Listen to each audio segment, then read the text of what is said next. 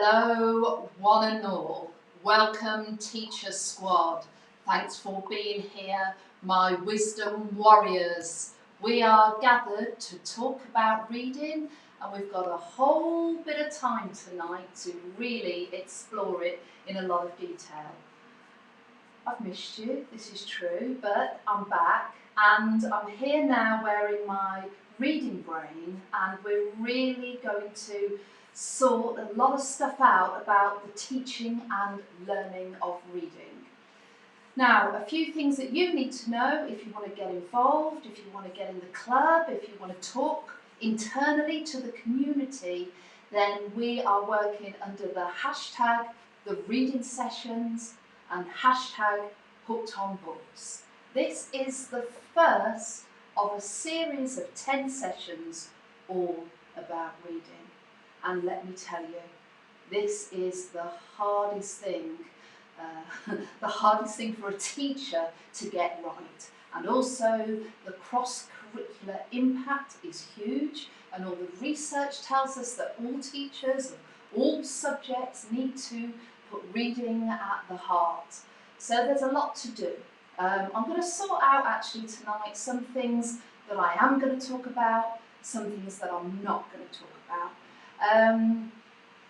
So if you've not been here before, it kind of starts off well and disintegrates. So if it's your first time, we probably look quite professional. Don't think it's going to stay like that. It's sort of, as the evening rolls, it normally gets a bit haphazard and there's a lot of mayhem. Now, Ian, I'm married to Ian. He is a teacher and he is managing the chat. Ian, can you do a bit of a camera slide? So Yes, I can do that. Buttons. Yeah. There's Ian, smiling. Hello, wavy, please, Ian, good boy. Hello. Any questions that are going to him, he will filter, and he puts under my nose, quite literally, things that he thinks that are pertinent. Now, we've got a new bit of swank going on with some QR codes, and they are down here, I've been told, where you can hover over a QR code and it will take you out to any resources that I mention, and that is worth knowing. We've linked up the ones we sell from our training space shop, and that will give you a quick link. The other thing to say, which is super exciting, is that from now, as we speak, there is 25% off all products on the website, and I'm just going to refer to my notes here so I don't get it wrong. HOB, Hooked on Books 25, that is the code to put in at the cart to get 25% discount. Okay, just so you know, I know we've had some SWATs out there who've already got their mitts on Hooked on Books or have read it in prep for today. I hope you can see that. Everything I talk about tonight will be packed in there, and we'll be giving away a Hooked on Books tonight as well from somebody who is in the chat and eager. I hope we've got a few of our regulars there. Gyrating Paul has just popped into my mind, but you know, there's a lot of people out there to love who I see regularly on these events. Okay, so we are at the first part of our sequence of 10, and we are first going to explore actually something that overarches everything I'm talking about. And I remember when I wrote Hooked on Books and I was having a bit of a quandary about language to use in this book. And in the end, I ended up using a really important term in chapter 1, and this term is moral duty. We have a moral duty, and it is as heavy as that. You know, a moral duty that we are the children's reading parents. You know, and I mean that. You know, we have to carve out time to read to children, and reading. And I don't think I've met a teacher who disagrees with that. I mean, it's all totally virtuous, I know that. But more than anything else, so much of teaching has been about fast pace and pace. And actually, reading teaching is a different mode, isn't it? It's slower, it's more, it's going beyond the words, it's got a quiet reflection component to it. But that slowness is absolutely critical, and quite frankly, children's future lives depend on it.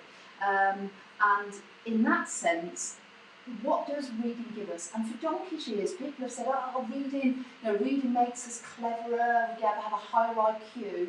And actually, it doesn't make us cleverer.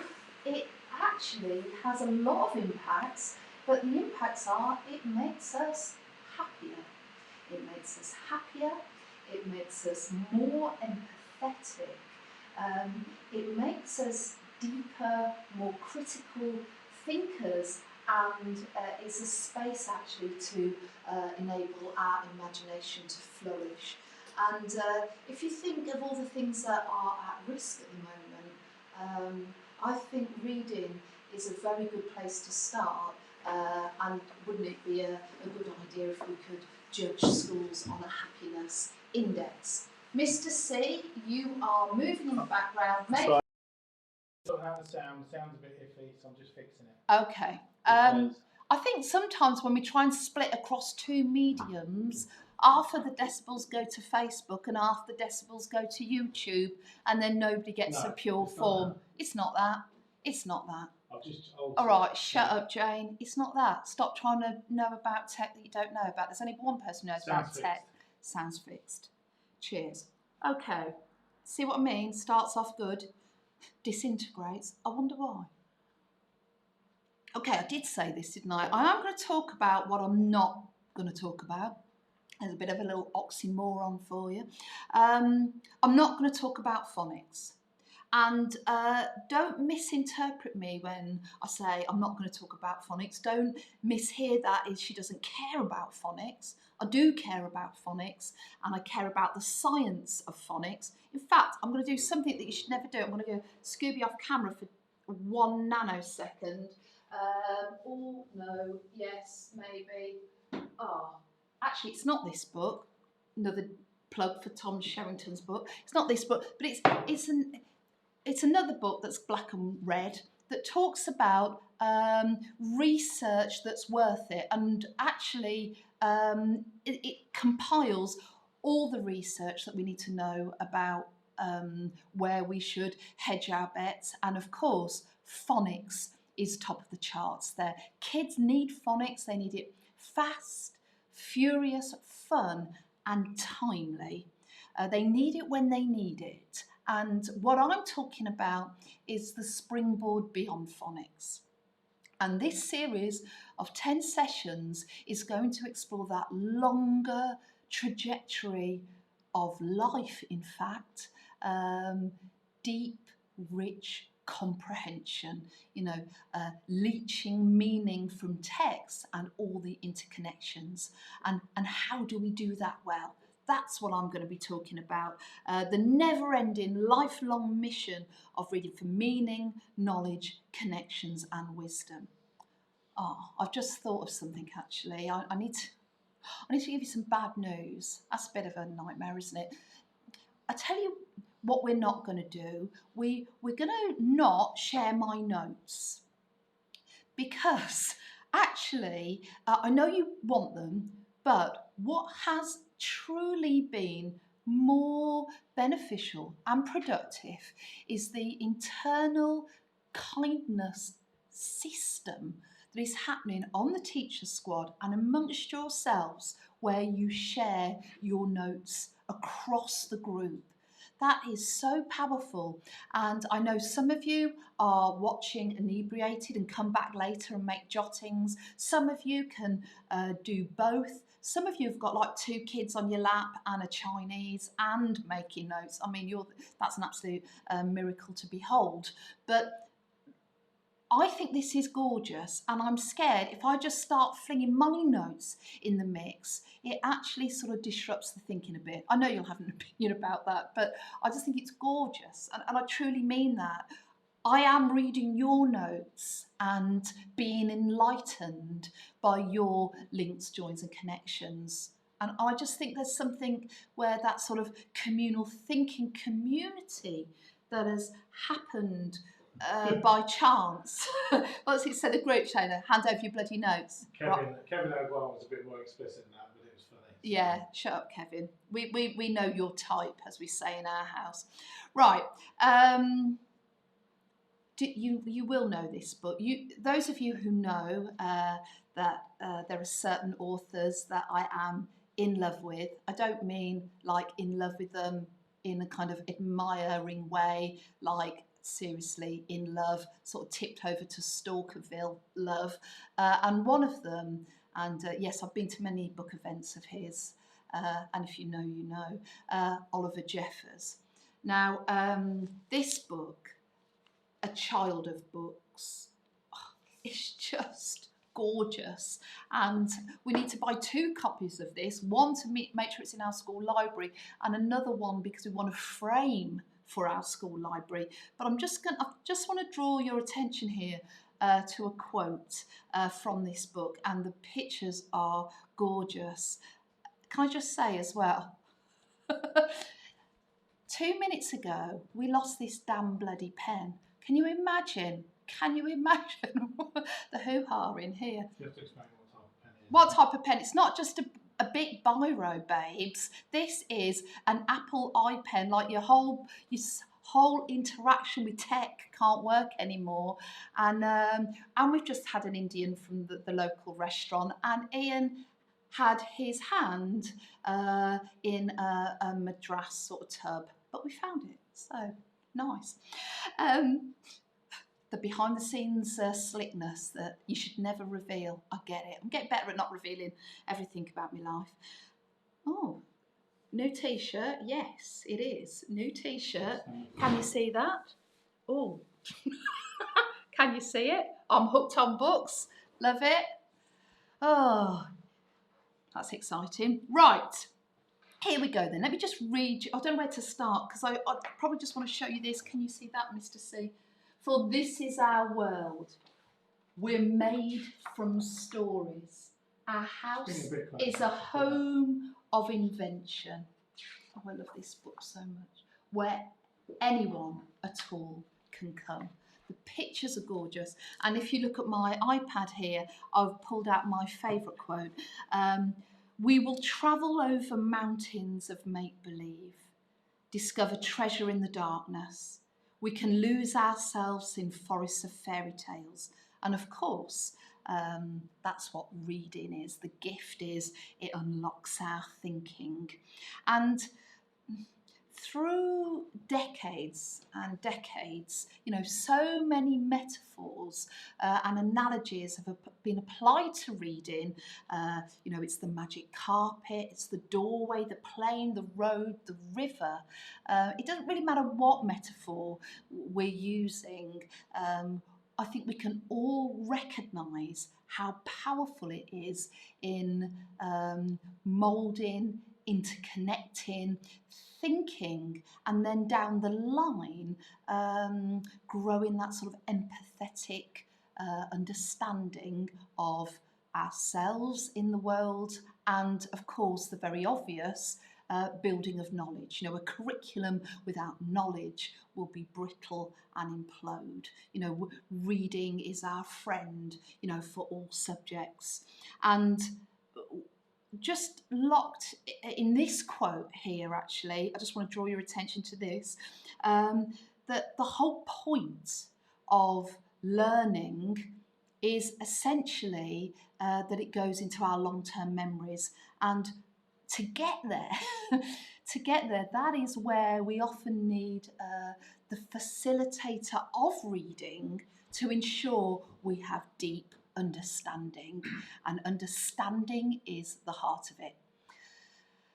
Now I'll just take a deep breath there around that issue of understanding, because I'll tell you this straight. What sometimes happens, and I see this a lot on my travels, when you begin to interrogate teaching and learning, and I've been there myself teaching. A lot of reading exchanges where reading is at the heart of what we're trying to do, this richness of meaning. We can get to a point where we are confusing children about what the point of reading is. And I don't want to be too sweeping or stereotypical about this, but at the point of teaching reading, we can sometimes find ourselves giving high celebration, high reward, a lot of sort of strokey, positive feedback when children are talking about what they've read, and particularly if they're high attaining, they're bright, they're switched on, we can sometimes give a lot of reward to exchanges where kids have gone a bit left field, where what they start doing is saying weirder and weirder shit about texts, and we're like, we go, oh yes, Maisie, oh that's interesting, oh yeah, oh I like what you're doing there. And I think sometimes kids get confused about actually what are we supposed to be doing here as a reader when we're supposed to be actually comprehending texts. And I'm going to come to that idea in a moment in a bit more detail, because for me, the heart of the matter is we have to teach kids to do something that is so invisible, that is happening in their minds, internally, in their brains, but we've got to start showing them how, and it's easier said than done, how actually to read for meaning. That's very internal, it's very ephemeral, it's very difficult to explain, but how do we make that internal stuff visible and explicit? I think I've probably rambled a lot there, but before I take a deep breath, because don't think I'm just going to chunter on at you, I do want to talk very practically about how we enact this in the classroom. But before I do that, I'm going to flip to Ian. Is there anything you want to say? Anybody talking to you? Any questions? Nothing as yet. I'm just going to check my sound because I've got the wrong sound. So, there's a lot of people asking about the t-shirt. That's about it at the minute. So Wow, Ian, we don't have these t-shirts, but I know Ian likes to do surveys, grids, Excel things. I suppose if there's enough interest, we can sort something out. By the way, the other order is on your way, and I'll talk about that in a minute. Okay, so let's actually now move closer to some crucial things that we have to do in the classroom. And what we've got to get better at, and I've probably only met a few teachers who do a really good job of this, because reading is enormous, and what we could read is just enormous. There's so much reading material. Not only do we have to help children access rich texts, not just extracts, but whole books, and the amount of time that will take, we also, through this teaching of reading, we have to enable connections to banks of knowledge they already know, but also, really crucially, we need to be seeing reading as a place to almost worry about words that we can collect and use for writing. Then we need to worry about words, I think, to collect and use for experiences, almost like what would be all the language that you would need to talk about a wine tasting evening. Obviously that's an adult example. Or what's all the language, you know, where we kind of attach this bank of language, you know, if we are going to the zoo, this is all the language that we might need. And that's kind of subtly different to, let's say, a book about the zoo. So there's almost like the experience bank of language. And reading can help us with that. That's kind of a doorway. But that very active mode of actually we need language to live our lives, to, you know, enjoy all the beauty of the world and actually the horrible things in the world. Like we need all that language near us and around us. But reading can be a bountiful, boundless place we can begin to gather. And I want us to be more actively gathering in reading and doing those clearer interconnections. And that lovely poem by Emily Dickinson that doesn't have a title, but there's a line in it that says, "The brain is wider than the sky. The brain is wider than the sea." And that immeasurable, infinite sense of, you know, with our brains and reading, wow, you know, that the amount of knowledge and language we'd have to move away from that's nice, I'm okay, it's all right, you know, everything in between, you know, reading can support us with that.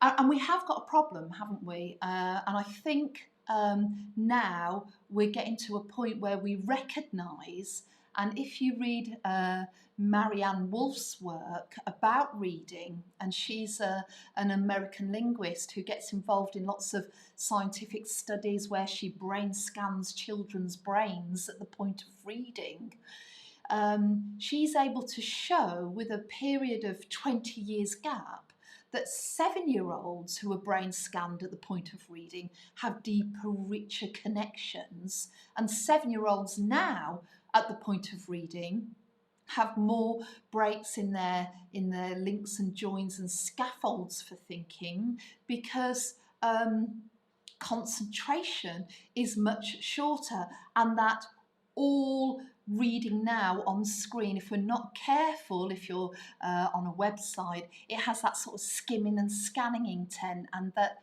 actually eye movements show us that. And we've got, you know, an issue, and Robert Bond from the University of California talks about that our attention is being chopped into shorter intervals, and this is probably not good for thinking deeper thoughts. And this essentially is where we step up as a teacher, isn't it?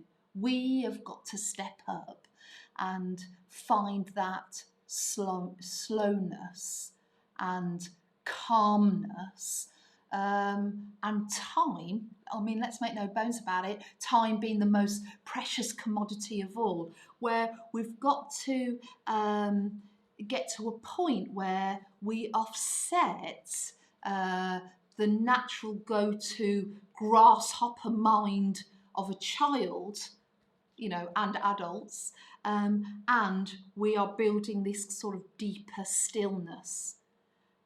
And there are two things we need to do moving forward. Well, there's a lot of things, but in terms of mind frames and structures, this is the heart of what I'm going to be talking about, that's trailed across all of our thinking in these 10 sessions. And a bit like writing that props us up when the pressure's on, what the reading rainbow does, which is the sister to the writing rainbow, and don't think this has been cobbled together quickly, this is years of research, frontline thinking, roll up your sleeving, teaching kids, project groups, oh no, chuck water, on the iPad and pen. Crisis 2 averted. Oh dear.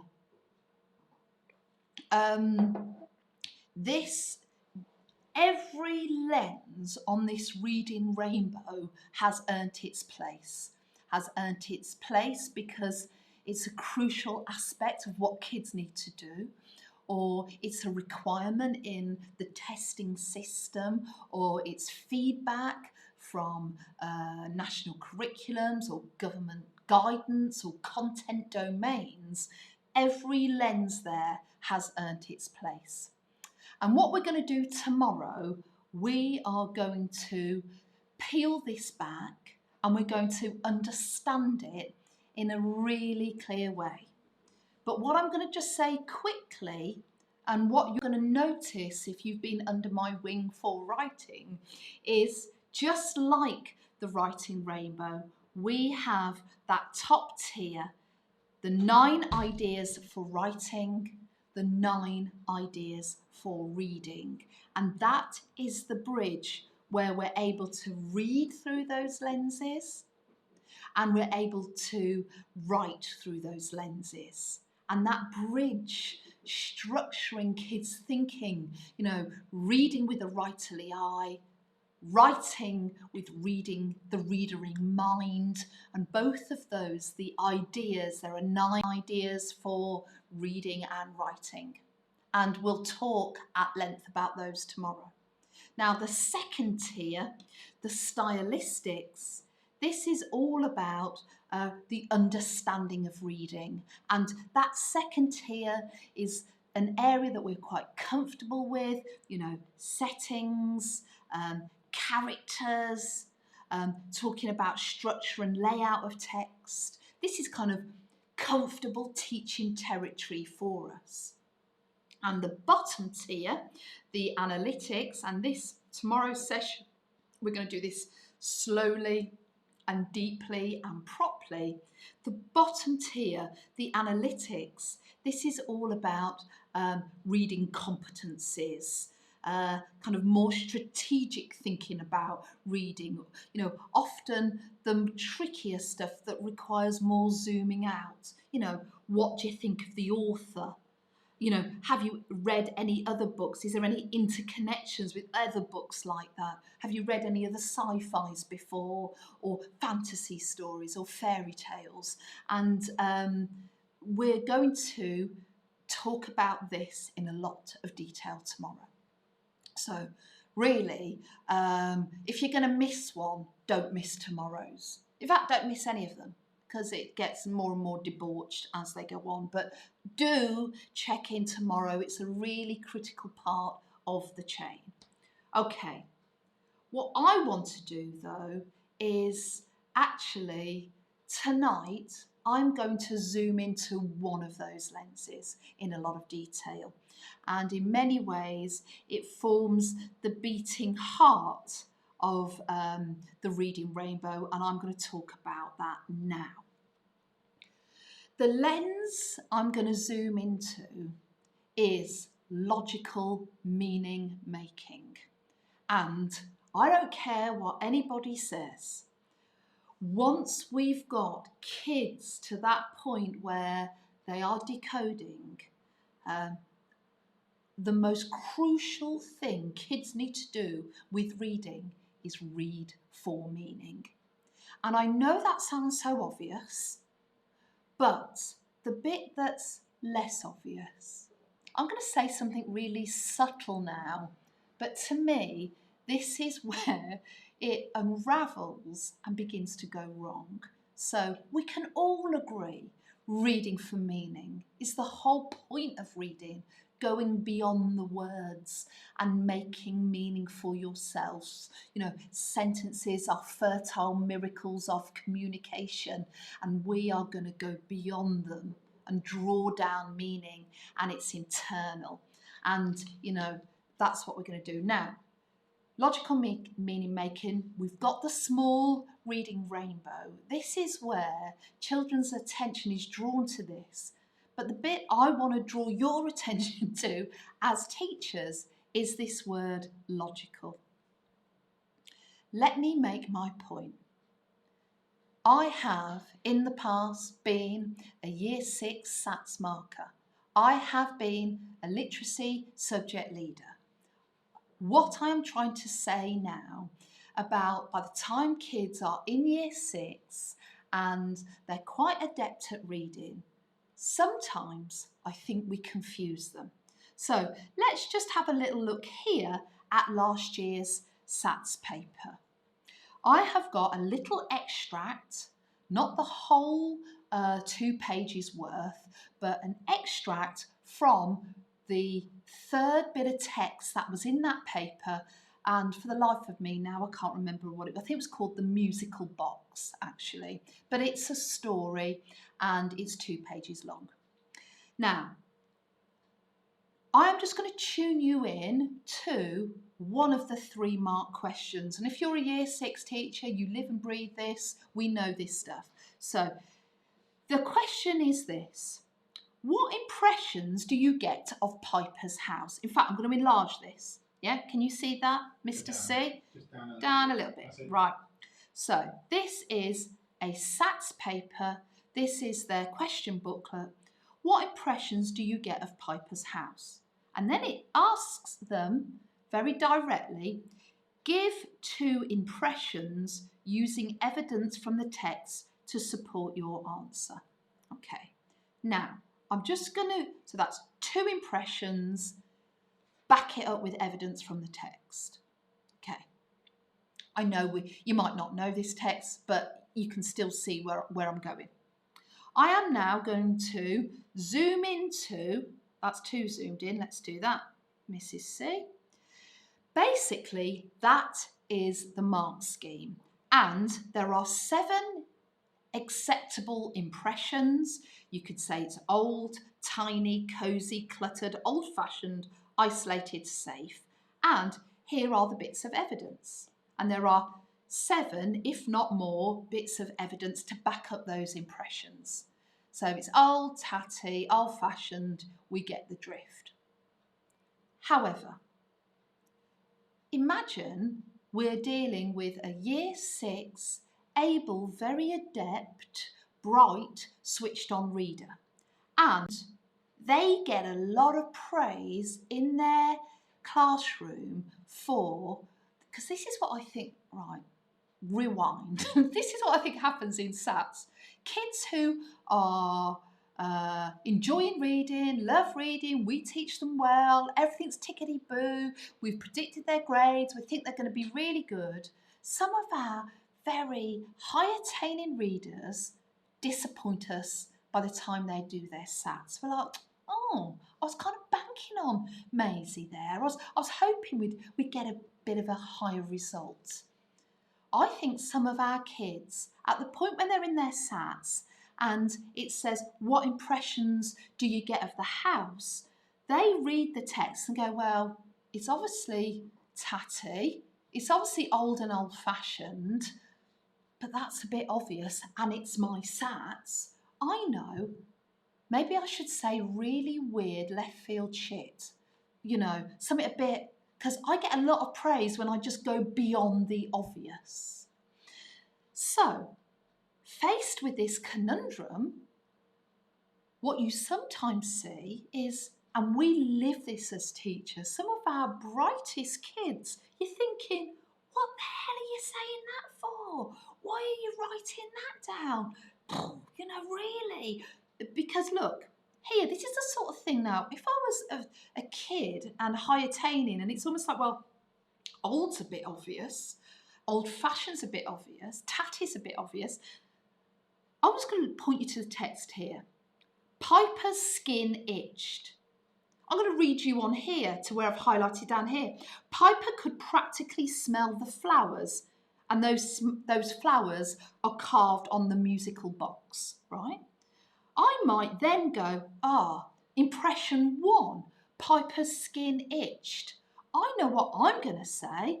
I'm going to say the house could have been infected with some sort of lice or bugs. And the reason why Piper's skin itched could be a play on the idea that not just only is he itching with excitement, he's also itching because the house is infested.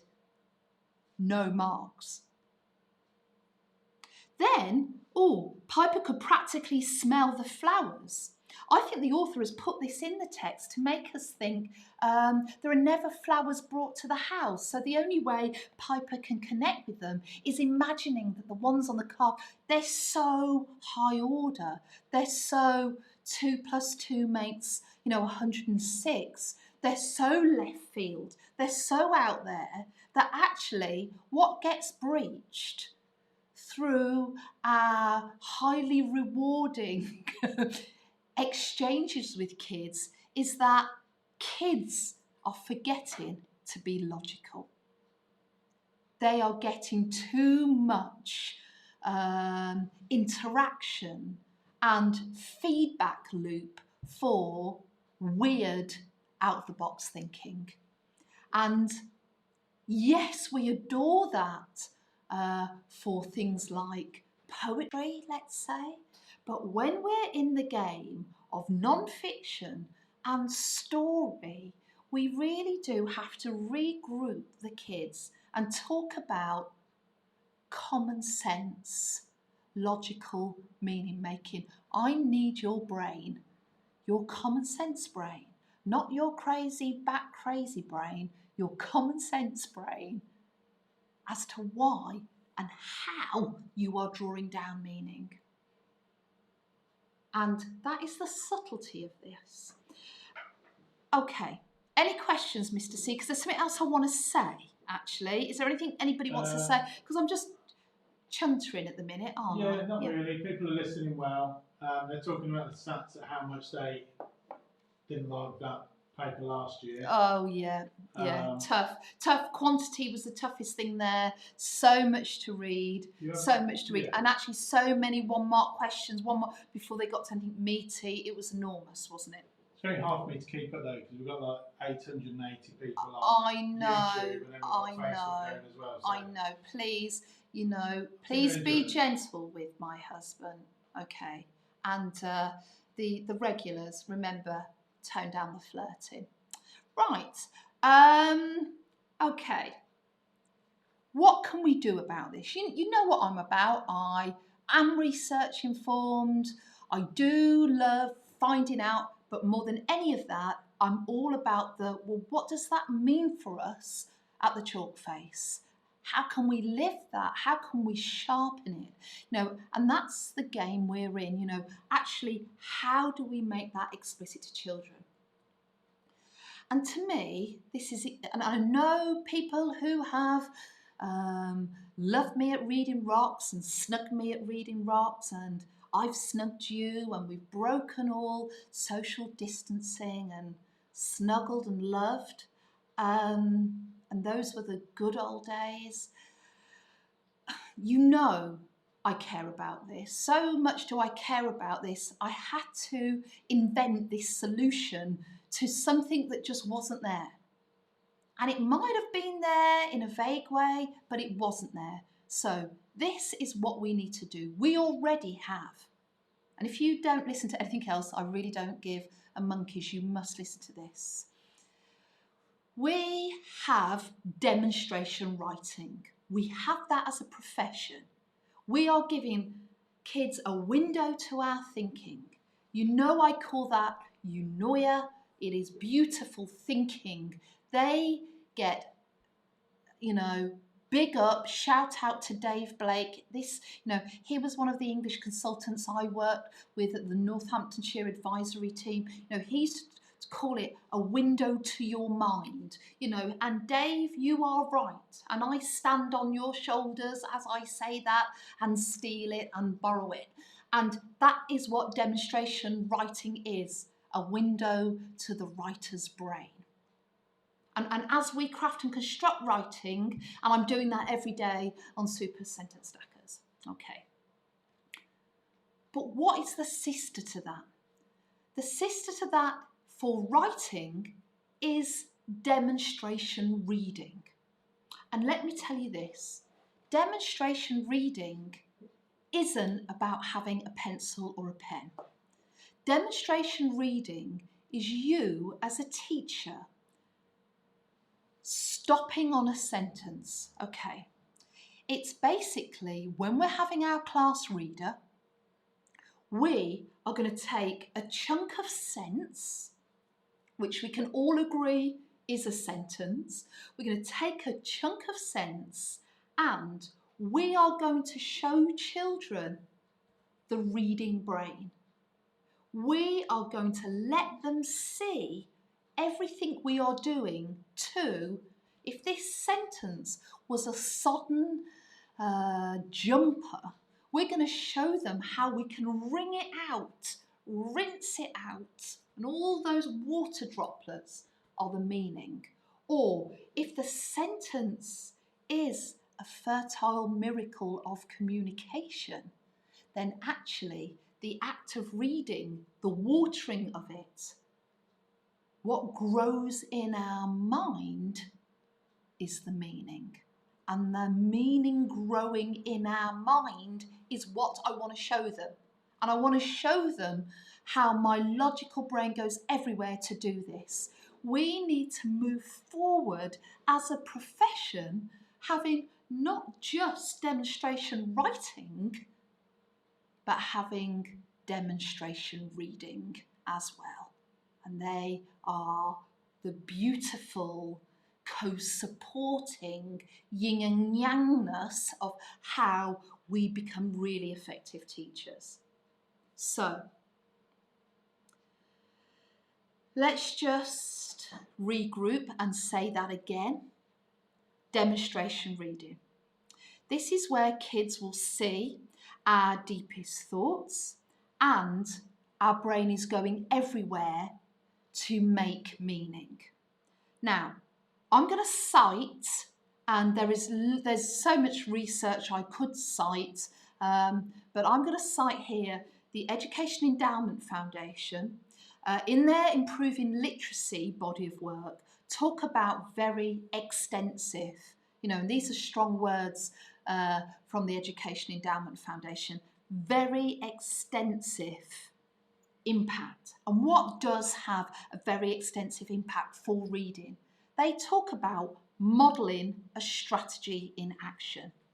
And for me, what is the most important strategy to model in action as a teacher?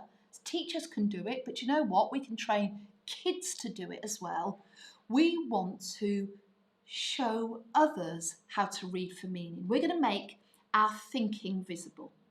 So you can go and find that report where it talks about modelling a strategy in action. But this is what I'm going to say. Let's not get confused. And let's now place demonstration reading in a timetable.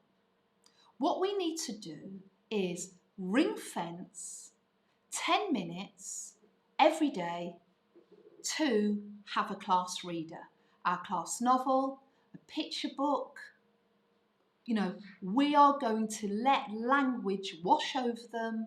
Marianne Wolf's words, kids have to hear a word 15 times before they'll take a risk and use it themselves. And of course, when we read, we're going to do what Doug Lemov has taught us in Reading Reconsidered. I'm afraid, Doug, it's from America. It doesn't translate well, but I will never forget it. Thank you, Doug. He tells us as teachers what we've got to do is show some spunk. I'm just going to leave that there. Okay. And he talks about this spunk being energy, enthusiasm, verve and flair, or in other words, spunky pizzazz. That's how I remember it. And when we read, we are showing that spunk in stories, in poetry, in non-fiction. I'll tell you now, non-fiction doesn't get a lively enough look in. And I'm not saying read non-fiction cover to cover, but just when we're on the cliffhanger in Rooftopers at chapter 9, we can go, I'm now going to flip to reading this non-fiction book about the moon, because the moon is so important in Rooftopers. And through understanding knowledge about the moon and associated cross-curricular scientific language about the moon, and words like lunar and tidal. We can see why Catherine Rundell leans on some of these associated words in her writing. And I do want to mention Ashley Booth, because I saw him talk at Reading Rocks, and you know, he, like me, agrees that this time of reading, you know, sometimes it happens at the end of the school day. And the problem with things happening at the end of the school day, like reading that is so precious, it can fall off the timetable cliff. And we might need to think about where that reading happens. Do we start the day with it? Does it happen just before lunch? Because actually, we might pick up a book and read, but we've never got the preserved 10 minutes. It's suddenly 2 minutes, you know, and then it's fallen away. And actually, it was only 3 minutes. A precious time, 10 minutes, placed very carefully, and it can be the end of the school day, but it needs to be preserved, and that's the most crucial thing of all. Right, once you've got that 10 minutes preserved, and this is the only thing I want you to do with your reading curriculum, as these sessions unfold, I'm going to talk about how much time you'll need to be a good teacher of reading. But in that 10 minutes, I want you to splice out 1 minute of that 10 minutes to do demonstration reading. And demonstration reading is going to work like this. You're going to read a book. You're going to read, and then you're going to stop. Within that 10 minutes, at some point, you're going to stop on a sentence. Just a sentence. Maybe 2, but really no more than that. And then you're going to read it again. You're going to say to the kids, I'm going to read that sentence again. I want us to listen carefully to the meaning of that sentence, and you're going to see how I draw out meaning. You're going to ring out meaning. You're going to show them your brain going everywhere, your logical reading brain. And it's this sort of thing. It's one sentence. It's going to take about 1 minute. And this illumination that you are doing is critical to the reading eye, the reading understanding. So here, I don't know if you know this author, Jane Considine, The Last Straw. In fact, we're on our last little run of Last Straws, so if you order one, I'm going to sign them all, and they're limited editions, so you can have one for your library, and when they are gone, they are gone. But I'm just going to read a sentence from that book. Mr. C, are you showing the sentence? Sentence is on. It's Good visible. boy. 10 out of 10. Right, here we go.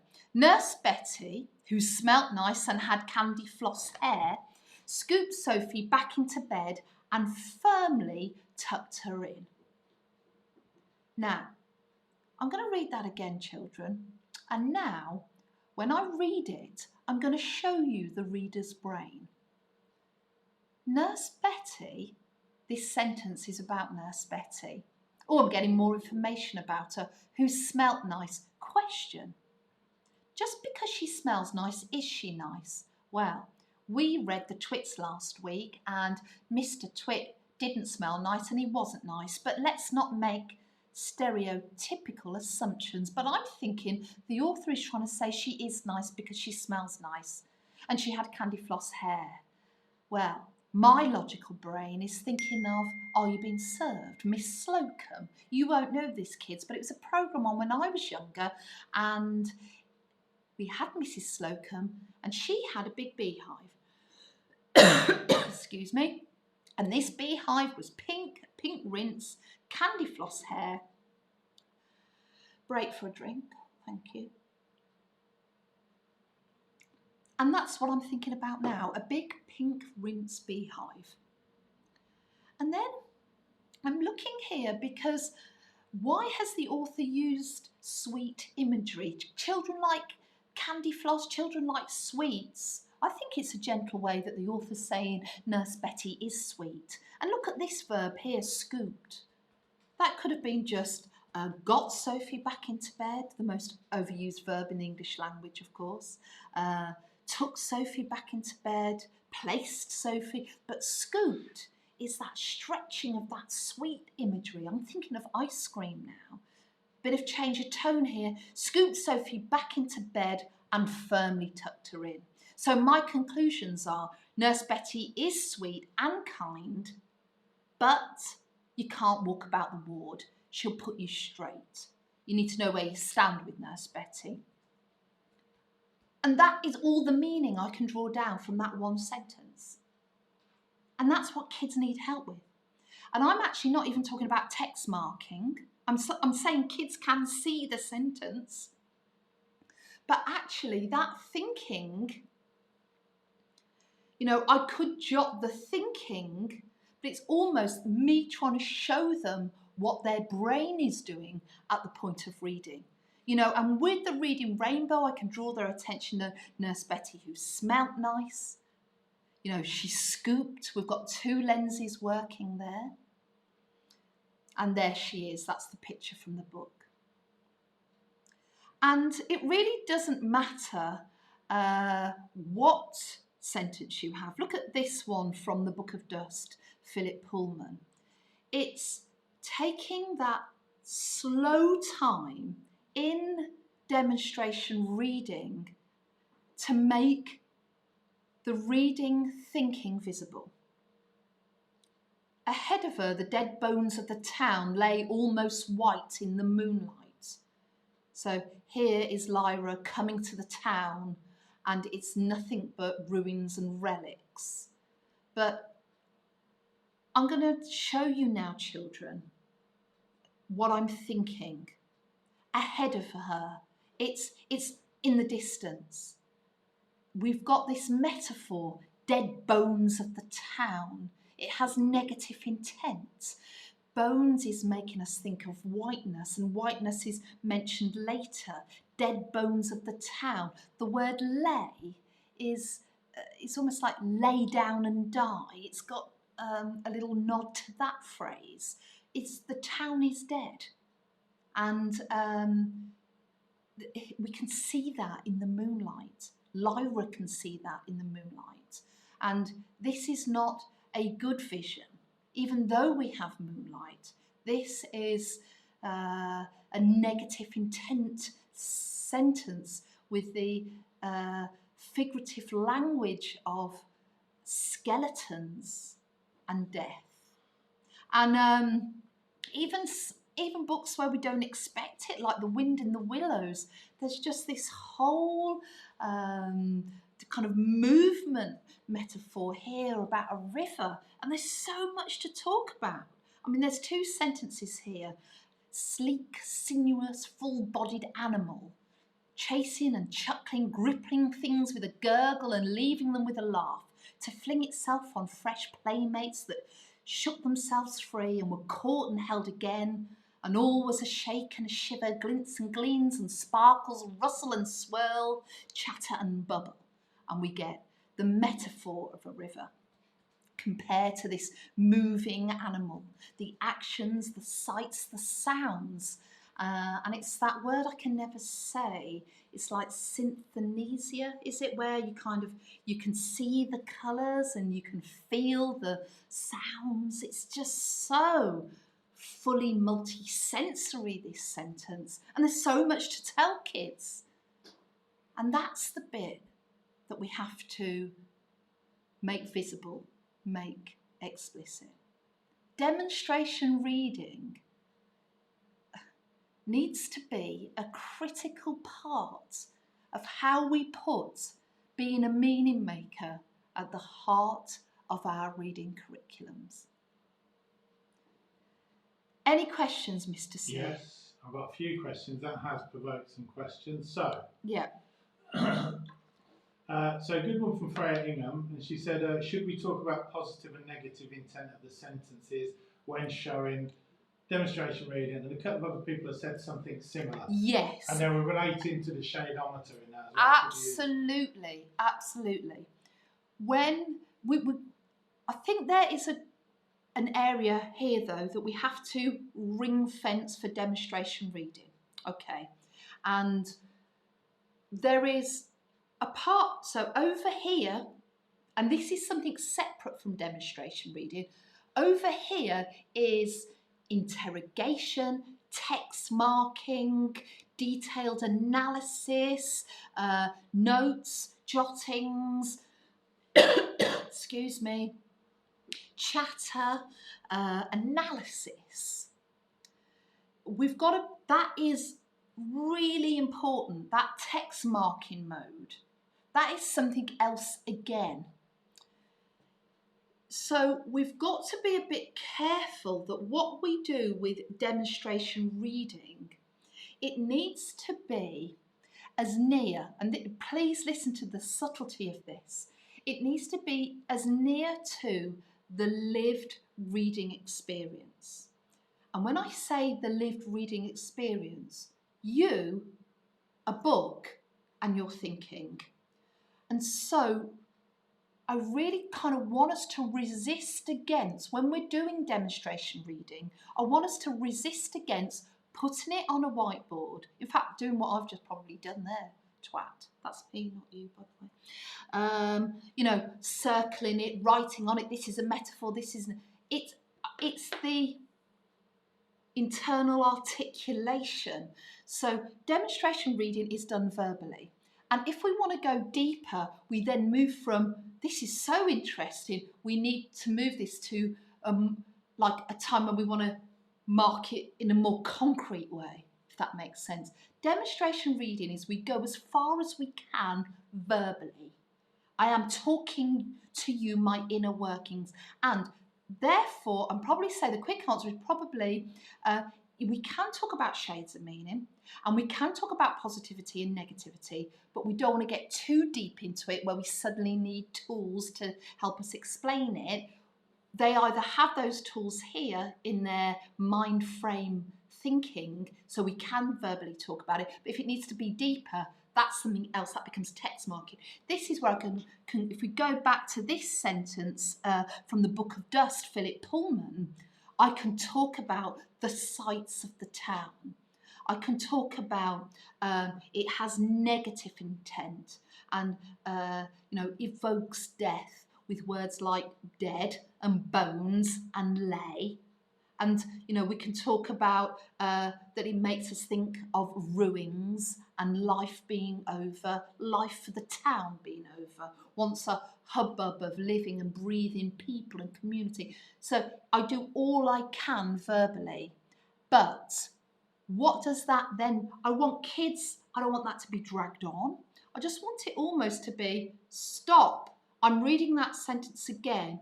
You're getting a verbal rendition of my inner meaning making process, and then down the line, and I do just want to give a big up actually, if you could put my screen on, Mr. C. Which screen? This my whiteboard, just to say Lynn Newbury at a school called Long Buckby had in her room a demonstration reading board where kids would put a post-it on the demonstration reading board to nominate themselves. I want to have a go next, miss. So Alex, Bartek, whoever these kids are, they post-it their name on the board to nominate themselves because they want to have a go at demonstration reading.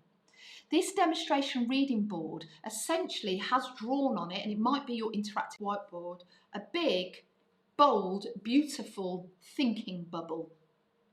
And then the kids sit in a chair so we can see their thinking. And it might be that Miss draws their chat or keywords their chat because we want to see Alice's thinking.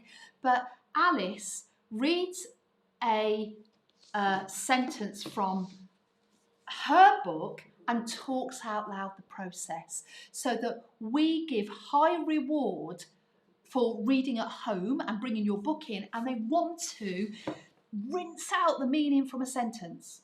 Mr. C. Lynn Newby says hello, she's watching. Well, Lynn, I'm glad you're watching, Lynn, because your kids are utterly stunning. And I always have to leave Lynn's school in a hurry, and I don't say it lightly, because I get a little bit choked up with the writing standards. I get a bit choked up at how well they do for reading. And Lynn Newbury, who is making herself known in this chat, if you make a friend of Lynn, and she's easily bribed, you know what I mean? 45% volume, vodka gin. She did learn everything she knows from the best, of course. What she doesn't know about teaching writing and, and actually, Ian, there's a bit of history there, isn't there, Mr. C? Do you want to put the camera on you? No. Come on, say. Yeah, well, Lynn was a student of mine about 35,000 years ago. So that's pretty much it. So yeah, she does know all she knows for one good reason. Yeah, Ian probably. Oh dear. So that is the cruciality of it. It's small, actually. Demonstration is small but regular. It is a minute slice in our class reading. It is verbal, but it is strong. But when they do it, we could jot and write their thinking. You know, if you had a good Mrs. Gibb who wasn't tied up in some snot and a whiteboard, and she had a bit more, like, they're rare, aren't they, Mrs. Gibbs? But they could be your visible jotter. But if you don't worry. I think the most important thing is that you are seeing live how I am bringing out meaning. Because there's so much to say just from one sentence. A sentence yields meaning. There's a lot of meaning to rinse. Any other questions, Mr. C? Yeah, somebody, again, I got distracted by Lynn Newbury, but let me just jump back a little bit. Just a minute. In fact, actually, this chat goes. if we get a bit of a nod and a wink from Lynn, I think we've got some videos of kids doing demonstration reading, and what we'll do behind the scenes, we'll send a clip over to Lynn. She'll give us the nod if we can share it, because I think originally we got permissions and everything, and a little clip of kids doing demonstration reading. Oh, in her school is stunning. We'll see if we can sort that out behind the scenes. I'm not going to promise, but we've got some great caught on camera kids, year 5 and year 6 kids doing demonstration reading. It is utterly joyous. And let me tell you, this is for young kids too. Suddenly the wolf jumped out on Preston Pig. Tell me what that means. Tell me what you're thinking. And we show them and they show us. Can I ask you some questions? Go on then. So this is from Rachel Stevens.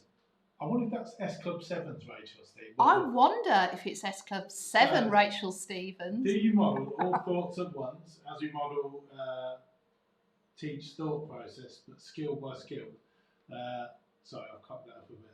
So Cocked it up. So another question that somebody's asked is, when you are doing your demonstration, going into the thought process, your thought process as a reader, at what stage are you doing that and for how long? Okay, that's a really good question. I thought I said that, but I have got a bit excited tonight. It goes like this.